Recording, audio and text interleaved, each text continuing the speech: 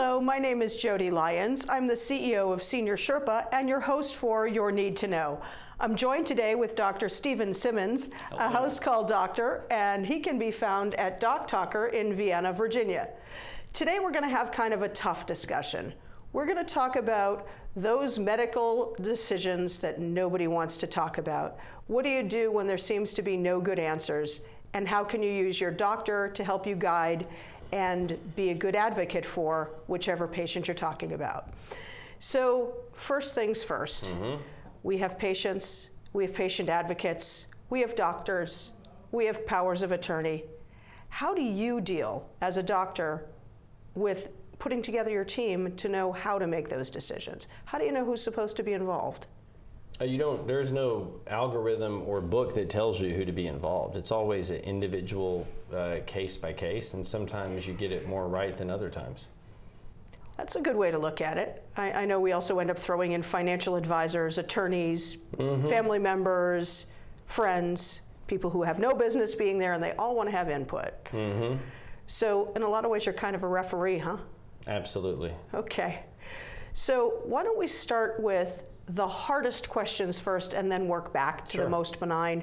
You and I have been in many, many situations where we want to use the words hospice, and we want to talk to the family and say, now it's probably time for us to consider hospice. First, could you define hospice? And then second, could you say, how do you as a doctor know when we reach the point that we should be talking about it? I'm not sure how to exactly define hospice, but I believe we all would agree that it is a resource used. It's a company, sometimes for-profit, not-for-profit, that will take care of a person totally, delivering person-oriented care at the end of life. And I believe they're allowed to be involved if it's reasonable to expect a person only has 6 months to live. It's not an absolute requirement. Some people believe that if you somehow manage to live 7 months instead of 6, that you'll have to pay the bill for the last month or something like that. But I believe the standard is a reasonable expectation that 6 months or less is what's left in a person's life. Okay, now you always say to me, people do not have expiration dates stapled or stamped on the bottom of their foot. So how do you know when it's time to have the conversation with the family? But you don't know. Again, there's no book, there's no algorithm. It's, for me, a sense of family dynamics and what's important to them. But if I have the sense that it's reasonable to believe that you have less than 6 months, and especially if in some way you're suffering in a way that I can't seem to help, and the medical conditions fit, I will recommend hospice. I find that families usually looking to have hospice involved earlier than is appropriate, and I think that's what I'll find more often than an aversion to it when brought up. Oh, that's interesting. It's more the other way, really. That's interesting. So as part of the hospice discussion, one of the things we have to do is acknowledge end of life, explain to the family members that we can't cure things. And then I find that's when the family turns to Dr. Internet and comes back and says, well, what about? And they come up with whatever they found on Dr. Internet. How do you handle that? I mean, I admit I usually do a pass-off. I say, let's call the doctor in and let's see what the doctor has to say. What do you do? I don't really get caught up in a person's research when they do a Dr. Google. Dr. Google, I like that. I will try to answer specific questions as best I can and deal with things the best I can medically, but I don't try to validate or refute what someone else's work has brought them. I like that approach. I like that approach. It's one of the things that's always made me a little crazy is the game theory of medicine, which is if you have more people in the room, they're more likely to get the right answer on how many jelly beans are in the jar. And I don't like when that's applied to medicine. I'd really rather have one of you than 1,000 random people from the street try to do my diagnosis. So I appreciate that you just don't get caught up in it. No, and it's the kind of thing that a lot of doctors, you get them involved, you get a lot of, if you have two doctors, you're going to get more than two different opinions. Yes. I tend to agree with Hemingway when he said not to trust a doctor who can't come alone. I've not heard that one before. I thought I knew all of your colloquialisms. Well, I was just referencing Hemingway. He talked about that in one of his books, Farewell to Arms. He had talked about not trusting doctors who come in groups. There you go. So we just talked about the hard one, right? The when do you know to have the conversation. Now let's talk about some of the easier ones. You and I have had many cases where we have the helpful family members who thought it's important to know that their great-great-great-grandparent had something entirely unrelated to the fractured knee that you're looking at. One of the tough things we have to do is figure out who we're supposed to talk to. And as you said, there's no algorithm for it. But do you have any advice for family caregivers, particularly those who have the daily responsibility, on how to handle those other fly-in family members who think they're being helpful? So how does the responsible or the person who believes they're the responsible family member deal with the ones who are just in briefly and have good ideas that aren't ground in any experience? Exactly. Right? Your favorite good idea fairy. Yes. You would just want to, I would suggest that they just listen, let the person air out whatever they have to say. It's usually going to be more about them than the loved one. Okay. And try to have an open mind, but I wouldn't get too emotionally caught up in it. So it's almost like the caregiver has to compartmentalize and almost be therapist to the family members, listening, acknowledging what they're saying, but not acting on it. Is that fair? That's fair, but I tend to think that a person in a situation like that can get in a whole lot of trouble I can't help them with. I mean, families are a mess. Well, Most of them are. You and I do say that. We say it's not only the target patient who's the problem, it's the surrounding people. There's not always an answer. That's what I would say, is to a person who considers themselves an advocate for a loved one, doing their best and being sniped at from afar. You have the thankless job, and I have no answers for you on how to do it and garner the respect you should and have people respect your time in your job, I guess. I don't know what to tell you. You're in a lot of trouble. Those are very hard situations, and no one knows the answer. I find it really hard. It's, you're looking at a caregiver who's exhausted, who really could use a break. And, what I always want to say to the family members is, thank you so much for your concern. The most helpful thing you could do right now is come down for a week, and you take care of the loved one and give the caregiver a break so that they can get some sleep. And I find that nobody ever wants to do that. They wish they could, but they're busy doing something else. So I always end up backing it down to a weekend, and usually I'd settle for one overnight. But it doesn't really seem like there's an easy way to have the conversation even about what caregiving means and what illness means and what a person who's sick really needs for help. The actual physical, I guess, work that a caregiver has to do, because it is work. So how do you balance when you have a person who's a caregiver and a power of attorney, and then you have family members calling you? How do you know that you're allowed to talk to a person? I mean, do you have to see a HIPAA form or a power of attorney document to talk to a family member? I think it would have to be a power of attorney document form. I look at those HIPAA forms, and the longer you look at them, the less clear you are on what they're really doing.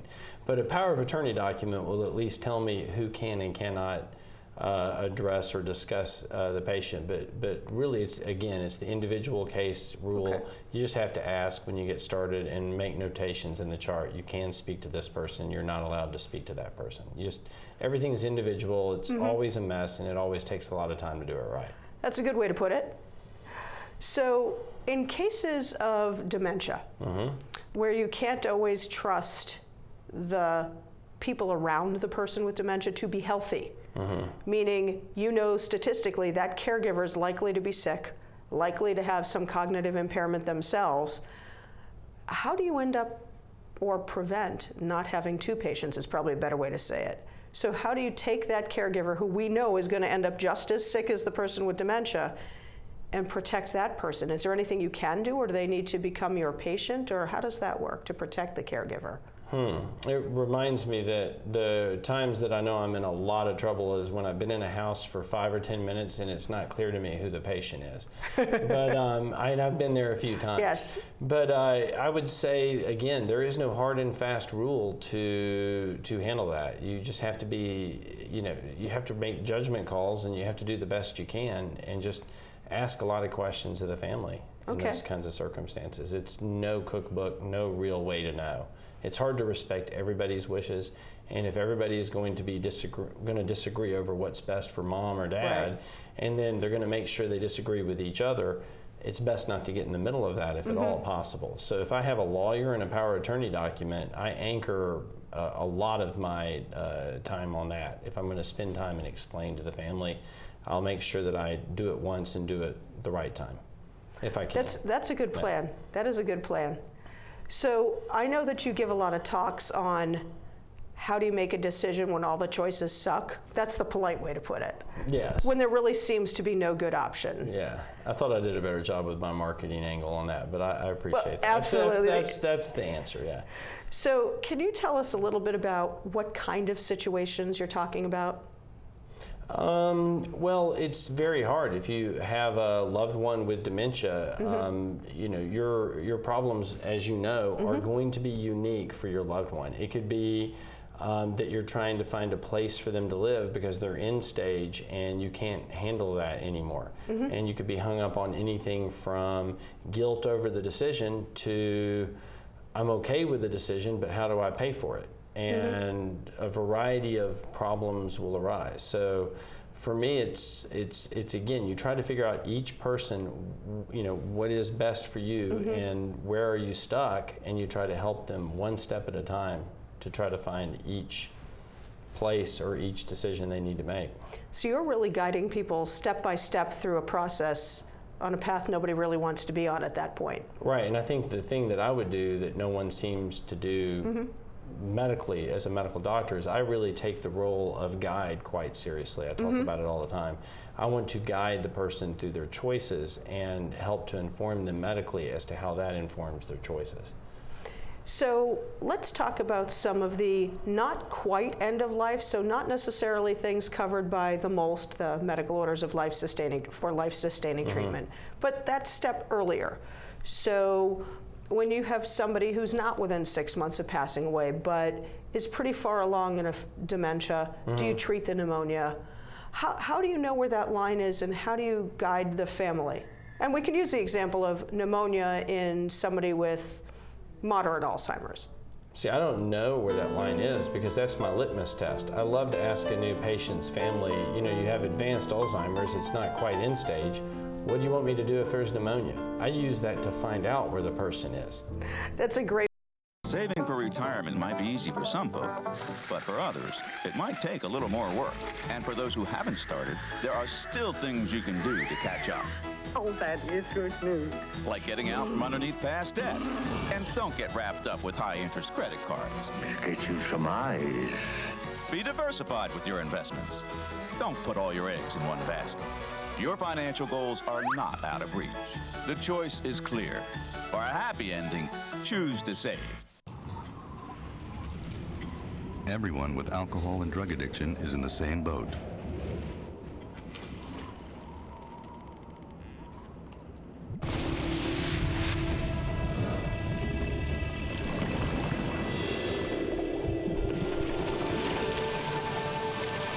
With treatment, you can find solid ground. For drug and alcohol information and treatment referral for you or someone you know, call 1-800-662-HELP. You've probably heard about heart disease, but did you know that it's the #1 killer of women nationwide? Heart disease claims more lives each year than breast cancer, lung cancer, or strokes combined. But there are steps you can take to protect yourself against it. For more information on how you can prevent heart disease, contact your local American Heart Association or visit their website at www.americanheart.org.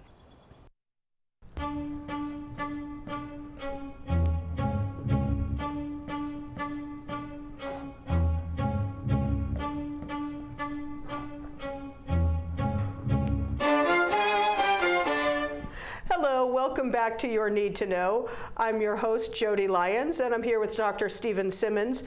And we've been talking about those really tough discussions that nobody wants to have, particularly when you're dealing with a family member who's ill. And so we've talked a little bit, we just touched upon what happens when a person has dementia and maybe they can't advocate for themselves. And we've talked about the importance of having those conversations early. So how early is early enough to start having a conversation when somebody's diagnosed with a degenerative illness that's going to affect cognition, or before that, or some point down the road, when would you want to know what their wishes are? I, as a physician, I don't think that matters to me as much in this context as that loved one discussing with their family members what they want. I would suggest that you find the person that's going to make choices for you when you can't make choices for yourself. That should be one of the first things you do, and that you have open and upfront conversations with family members. Get on the same page, and then you can start asking the doctor what he worries about. Okay. Now, would you answer the same way if instead of saying dementia, I used the words mental illness? Sure, I would. Okay. So you're saying pretty much have those conversations before you need to? Sure, but I don't know that you need to have, there's not quite the same desire if you're talking about your knee hurting. As opposed to you're going to lose an ability to care for yourself completely and totally at some point and become almost as a child in someone having to be responsible for them. I would say have those conversations with that person as early as possible. So what happens, you're the doctor, and the patient hasn't had those conversations with their family member, doesn't have a power of attorney, and shows up to you and you're not comfortable that they understand what you're saying or that they can make their own decisions. What happens to you? Well, it all depends on whether they're sick, because if they're doing fine, it doesn't matter to me. Okay. But it's when I'm trying to send somebody to the hospital when they're terribly ill, and I lack the ability to get them there. If they're going to say no when the paramedics arrive, then that affects me greatly. What do you do? I think you flounder is the real best answer of it. Okay. And again, it all depends on the individual. You could have nothing to do. I have sat with critically ill patients and the paramedics have walked away because the patient says no and the documents aren't appropriate. So that's why I say get with your family, make sure that you're all on the same page, get any documents you need to, have powers of attorney arranged, and be informed and ready. It really saves a lot of energy on the end because I may not be able to help you. It's funny because when I have clients who think they might have a problem with ability to make their own decisions, I say that they go to their lawyer first, their financial advisor second, and only after those two have done their jobs do they go to the doctor, so that your hands aren't tied. So have you had any funny stories with conversations with family members about their wishes? Are any people humorous, or is it always... I don't know if I could pull that off the top of my head without risking a HIPAA problem. Okay. So I'm not sure what I could say about that. I just wonder if there's always really a reason for family members to be afraid to have the conversation or afraid to have the conversation with the doctor. I don't know about always either, but I think people are always scared of what they're going to find, especially men. And I think that we can all, one of the things I like to say is denial is not just a river in Egypt. That's true, you right? do say that a lot, and, yes. So most of us really sure would hate to have our denial knocked down. We're very comforted by it. That's true. It's a good framework in which to operate. Keep your head in the sand and then nothing scary happens. Well, it helps. It helps from the moment to moment, but it has long-term consequences, obviously. So what would you like to talk about right now in the context of you are the guide, you're walking your doctor, you are the doctor walking your patients through. What do you really want your patients to know about your job and how they can work best with you in that process? I just want them to, listen to the questions, try to bring information, and I don't mind hard questions from their point of view, but just to be upfront and try to make sure that we as a team are making choices. I think your operative words there are you as part of a team. Absolutely. And I think that's one of the challenges I face is, picking who should be on the team, who shouldn't be on the team, and protecting the caregivers. One of the things I always say is we're not going to let this disease take two of you out. And usually it's the drama, not the disease itself, that's an issue. I would agree. So we also know, again, we've talked about caregivers being more likely to have cognitive impairment if they're caring for somebody with cognitive impairment. And they cost Medicare roughly $13,000 a year more than their counterparts who are caregiving for somebody who doesn't have dementia. I didn't know that number, but all right. Are there any particular things that a caregiver can do for themselves that would help protect them? I mean, we talked about what you can or can't do. what can they do? What steps can they take to make sure that they can still be a caregiver? Well, I think they need to take better care of themselves first, and that's not because it's better for their own health. That's because the caregivers who exhaust themselves almost with this belief that just because they raised kids 20, 30, 40 years ago, that they know how to do without sleep for months on end, that they should recognize that they do a really, really bad job of making choices when they're of advanced age, not sleeping, not taking care of their medical problems. That I would not even talk about it in terms of them. They're not my patient. They're making bad decisions for my patient and causing problems. So I would say, sure, I could be nice and say it's a bummer that you're going to end up needing medical care, but just from the strict standpoint of, but I must sacrifice myself for my loved one, you're doing a bad job of it. When you get like that, you really make bad decisions, and it really causes a lot of headaches and problems. Well, that makes sense. So basically, it's not only for their own health, but they're actually negatively impacting the person they're supposed to care about. More than often than not, when the person exhausts themselves and they're in what I think, my daughter tries to tell me to not use the word dither anymore. But if you're in a dither, then you're not going to make very good decisions, and you will impact negatively the health of your loved one, even though you are doing your best. So that's the same general concept as they say on the airplane, put your mask on first. Yes. Because if you're unconscious, you can't help anybody else. Sure. But they're making bad decisions, and I think that's something we really need to emphasize. Caregivers who don't take care of themselves are more likely to make bad decisions for the person they're caring for. Absolutely. They're actually negatively affecting. So the self-sacrifice is not I've seen family members do such a horrible job of it and exhaust themselves to the point of dying that the person's health improves after they've passed, because you can get professionals in to do the job, and they're not emotionally overwrought. Emotionally overwrought people who don't sleep tend to somehow migrate towards the wrong choice. Gee, I wonder why that might be. I understand why, but it amazes me how often it comes up. It's really quite stunning, really. So that's really sound advice. And if we put together all the pieces of what you said, it's have the conversations with your family members, give the doctor the information he or she needs to make the decisions, and if you, the caregiver, are in the decision-making position, you've got to take care of yourself so you can make good decisions. That's right. Otherwise, you're going to become a part of the problem, and before you know it, everything that I do for your loved one is going to be about you and not about them. So are there any warning signs that that caregiver is heading down the path we just talked about, and we want to keep them off of the path? How do we know? Or how do they know? I would say if you're not sleeping, there's your first warning sign. I don't know that you know. I get the sense of it when a person, one of the things you'll hear me say sometimes is, that person can't take yes for an answer. Yes, you do say that a lot. When I get that, you probably have an overwrought caregiver.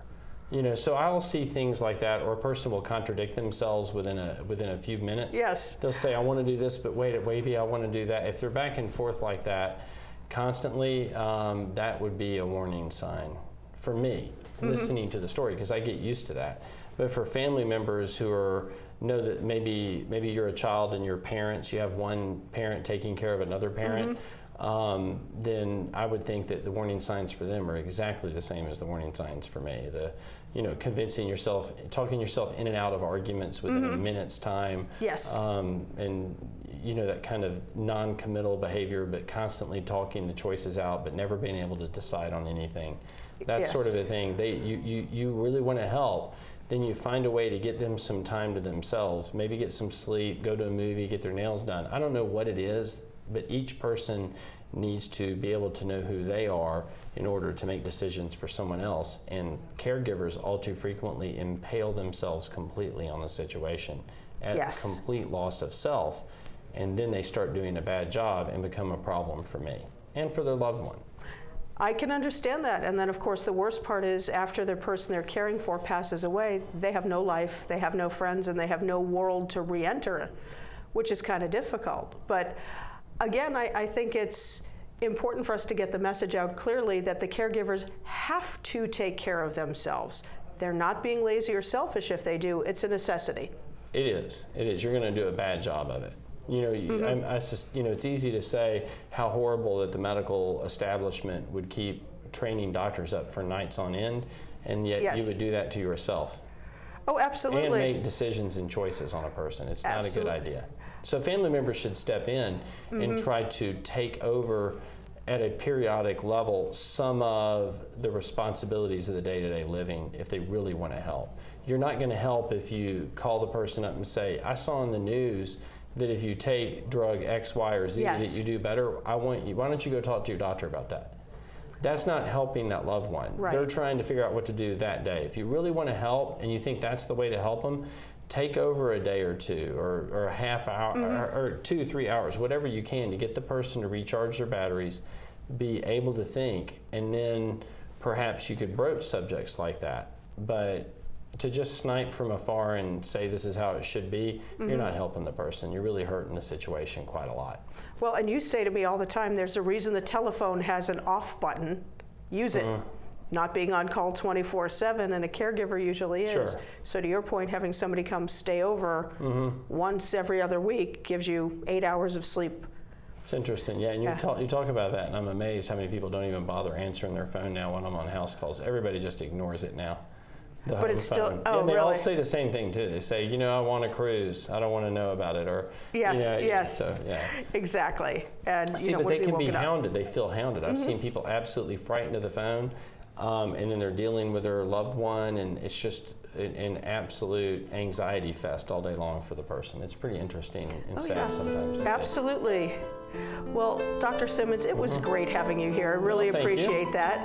And for everybody who would like to have some more information from Dr. Simmons, please visit his website at www.doctalker, Talker, so that's DOCTALKER.com. You can find me at www.senior-sherpa.com. And don't forget the Alzheimer's Association. Please check out their website.